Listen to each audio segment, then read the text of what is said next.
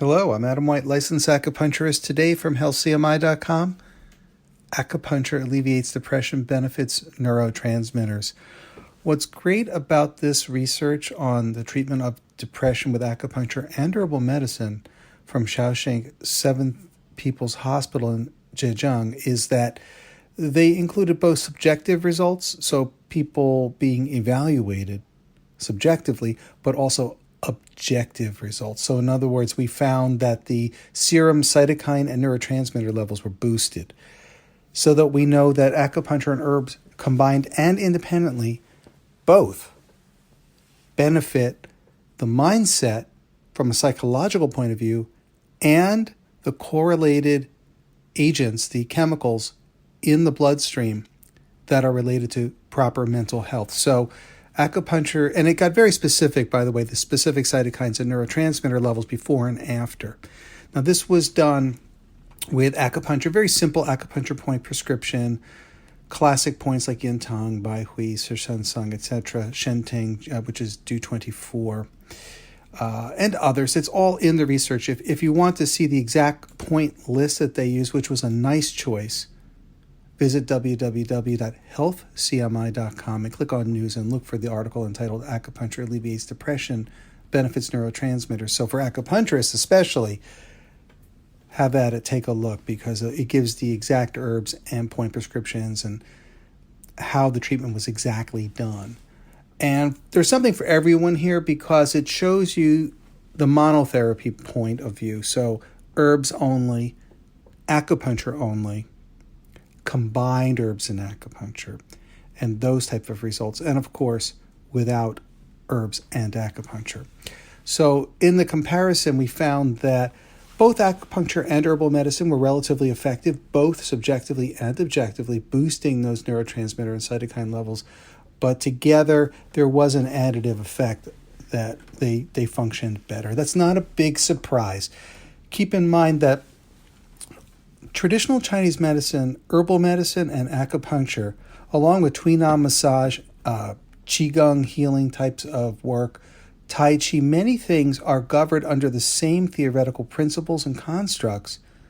So the same acupuncture channels, the same biophysiological pathways are activated through the herbs and acupuncture together. So it's not surprising that they complement each other in the treatment of depression. This is a hugely important finding, and the research is somewhat fascinating because we now see that the serum blood levels of the biochemical agents correlated with the restoration of mental health is present. And this is not an isolated study. There are other studies at healthcmi.com that also show these types of results, and in other studies, you can look at the MRI studies. They show you that acupuncture restores the DMN and the normal functional connectivity of the brain. In other words, when you're doing anything, particularly at rest, which is where the DMN, the default mode network, is active, the certain levels of the brain, certain areas of the brain, regions, are at rest. And other areas are very active when at rest. So being active or at rest, certain areas will activate and deactivate in certain patterns across all humans when they're mentally healthy, and there's also similar patterns when they are not. Acupuncture can restore that. Think of it like your computer's misbehaving and you restart it, and it zaps the PRAM and resets some cache and things are operating well. Acupuncture has the ability to restore and refresh, which is also very obvious for people having an experience with that type of acupuncture, where what we call Shen points or spirit points are used to relax the body, where it can be so deeply restorative that the experience of acupuncture itself is quite pleasant or deeply relaxing or ethereal in some way or even euphoric. So this is not unusual. This is a great study. Again, it gets into the herbal formula. So it's Chen Pi, Chai Hu, Tuan Sheng, Shang Fu, Zhike, Xiao Yao, so it's Bai Xiao Yao, and Zhegan Chao. So that is a variation on the ancient formula Chai Hu Shugan San. So again, moving that liver qi. Again, it's not liver organ. Keep in mind that the terminology between Chinese medicine and usual care or modern, so-called modern medicine doesn't always overlap. The reason is that certain acupuncture channels or electrical pathways, shall we say, travel through the liver. So we call that liver qi. It's not a liver organ disorder. So don't confuse things like hepatitis or other liver disorders with liver channel issues in Chinese medicine.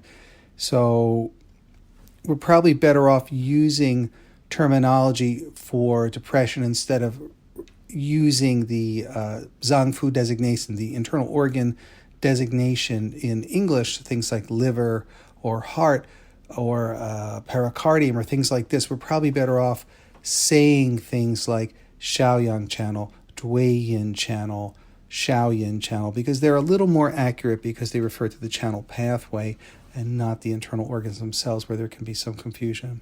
So again, that herbal formula was decocted, and I believe it gives the dosage there. Yeah, it was 2 doses twice daily, so that's pretty neat. And the treatment principles were to regulate qi, harmonize the interior and exterior, harmonize the liver, promote circulation, and alleviate qi stagnation-related depression. Keep in mind that there are many parameters that encompass the scope of depression. It's a very serious topic, mental health. So depression, yes, can be caused by mental elements of chronic trauma, history of trauma, also organic brain disease.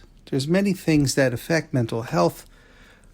But keep in mind, regardless of the initial causes, a chronic sustained depression is biophysically going to affect the bloodstream. It's going to affect the way the brain works. And acupuncture has the ability to help restore some of these biophysical events, to give people a chance. So they may be in talk therapy. They may be experimenting with also drug therapy and other forms of therapy. But until that physical health, think of it, if you want to be a good basketball player, you better have a good arm strength, let's say, leg strength.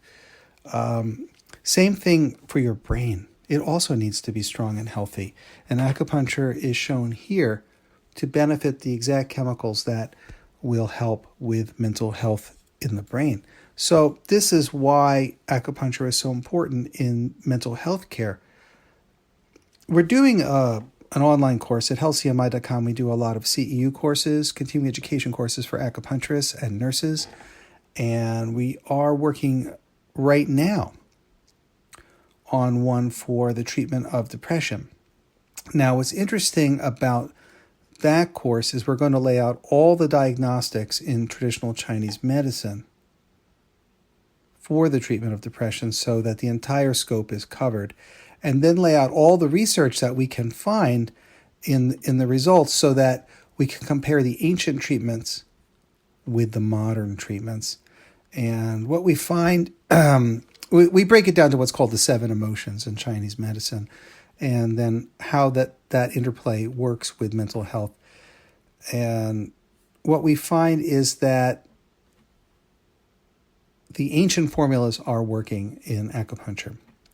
So that course will go into the 5-element breakdown and then also all the diagnostics involved in depression and the specific emotions. And just to give a brief overview, for example, grief and melancholy, we say associated with the metal element. So that means that it affects the lungs and the large intestine. Now, anyone who's had long-term grief or melancholy, it sounds wild to say, well, what is this association with the lungs, the large intestine? We know in Chinese medicine that specific emotions affect specific internal organs and physical processes in the body. So, for example, people sighing a lot, this type of thing, this is the lungs.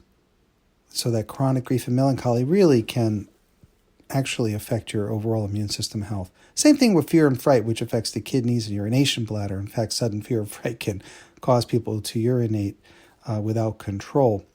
And anger, for example, we say liver and gallbladder. So a lot of people taking medications that are toxic to the liver and gallbladder have a lot of anger. Heart and small intestine affected by joy. That's the Shen or the spirit idea. But actually, excess joy or too much euphoria is a little sign of insanity, right? So you have to have a certain amount of joy, but not excessively so to where it's inappropriately unusual. And worryiness or overconcentrated thinking affects the spleen and stomach and digestion. And I think a lot of people in common sense will understand that. In fact, you can give yourself a peptic ulcer if you're not careful by worrying too much. So, for example, excess sympathetic nerve stimulation. Again, this is the autonomic nervous system, the parasympathetic and sympathetic divisions.